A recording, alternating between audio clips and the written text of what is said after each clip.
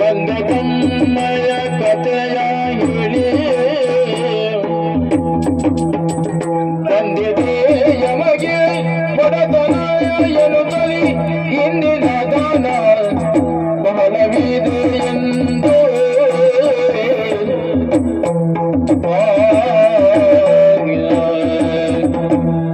ಜಗದ ಪಿತರವು ಒಂದೇ ಪಾರ್ವತಿ ಪರಮೇಶ್ವರ.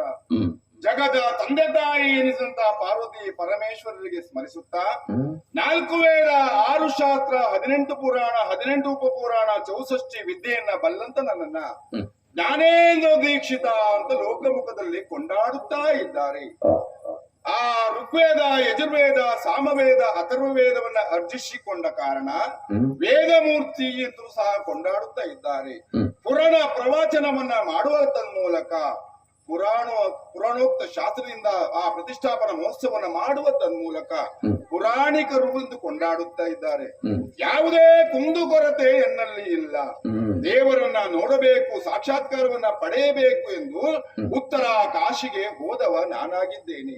ಆದರೆ ಏನು ಮಾಡಲಿ, ಅಲ್ಲಿ ಕಾಶಿ ವಿಶ್ವನಾಥನ ದರ್ಶನವಾದ ಮೇಲೆ ವಾರಣಾಸಿಯಲ್ಲಿ ಮತ್ತೊಮ್ಮೆ ಆ ದಕ್ಷಿಣಾಮೂರ್ತಿಯಾದಂತಹ ರಾಮೇಶ್ವರನನ್ನು ನೋಡಬೇಕೆಂಬು ಗಂಗಾ ಯಮುನಾ ನರ್ಮದಾ ಸಿಂಧು ಕಾವೇರಿಯಾದಂತಹ ಆ ಪವಿತ್ರ ಜಲಸ್ನಾನವನ್ನ ಮಾಡಿ ಪರಮಪಾವನ ಪುಣ್ಯಮೂರ್ತಿಯಾದಂತಹ ಆ ರಾಮೇಶ್ವರನ ಬಸಿ ಪುನರಪಿಯಾಗಿ ಉತ್ತರ ಕಾಶಿಯ ಹೊರಡಬೇಕೆನ್ನುವಂತಹ ಸಂದರ್ಭ. ಯಾವುದೋ ಒಂದು ಅವ್ಯಕ್ತ ಶಕ್ತಿ ನನ್ನ ಇತ್ತ ಕಡೆ ಎಳೆದು ಬಂತು. ಪರಮಪಾವನ ಪುಣ್ಯ ಪೃಥ್ವಿ ಎನಿಸಿದಂತಹ ಪರಶುರಾಮ ಸೃಷ್ಟಿ. ಆ ಪರಶುರಾಮ ಸೃಷ್ಟಿಯಲ್ಲಿ ಬರುತ್ತಿರುವಂತಹ ಸಂದರ್ಭ ಯಾಕೋ ಏನೋ ಆ ಚತುರ್ಮುಖ ಬ್ರಹ್ಮ ಆ ವಿಶೇಷವಾದಂತಹ ಸಪ್ತಗಿರಿಯ ಮಧ್ಯೆ ಚತುರ್ಮುಖ ಬ್ರಹ್ಮಚಾರದ ನೆರೆಯಾಗಿ ನಿಂತಾರೆ. ಪ್ರಪಂಚ ಮುಖದಲ್ಲಿ ಏಕೈಕ ಕ್ಷೇತ್ರ ಎಂಬುದನ್ನು ತಿಳಿದು ಅತ್ತ ಕಡೆ ನಾನು ಹೊರಟವನಾಗಿದ್ದೇನೆ. ಏನು ಮಾಡಲಿ, ಮಡದಿಯನ್ನ ಕೂಡಿಕೊಂಡು ಅದೆಷ್ಟು ಆ ತೀರ್ಥಯಾತ್ರೆಯನ್ನ ಮಾಡಿದ್ದಾದ್ರೂ ಇಂದು ಒಂದು ಹೊತ್ತಿನ ತುತ್ತಿಗೂ ಗತಿಯಿಲ್ಲದಂತ ಸಂದರ್ಭ ಒದಗಿ ಬಂತಲ್ಲ.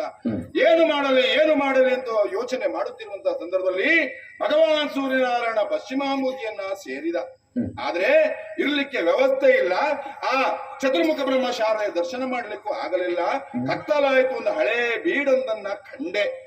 ಏನೇ ಆಗಲಿ, ಇಲ್ಲಿ ಮಲಗುವ ಎಂದು ಹಸಿವೆಯಿಂದ ದಂಪತಿಗಳು ಮಲಗಿದಂತ ಸಂದರ್ಭದಲ್ಲಿ ಯಾವುದೋ ಒಂದು ಅವ್ಯಕ್ತ ಶಕ್ತಿ ಬಂದು ವಿಶೇಷವಾದಂತ ಒಂದು ಮೃಷ್ಟಾನ್ನ ಬೋಧನವನ್ನ ಇರಿಸಿ ಹೋದ್ರು. ಇನ್ನು ಮುಂದೆ ನೀನು ಇಲ್ಲಿಯೇ ನೆಲೆಯಾಗಿ ನಿಲ್ಲಬೇಕು, ಕೊಡುವಂತ ವ್ಯಕ್ತಿ ನೀನಾಗಬೇಕು, ಕೊಡುಗೆಯ ಮನೆ ಇದಾಗ್ತದೆ. ಇನ್ನು ಕೊಡುಗೆಯ ಮನೆ ಎಂದು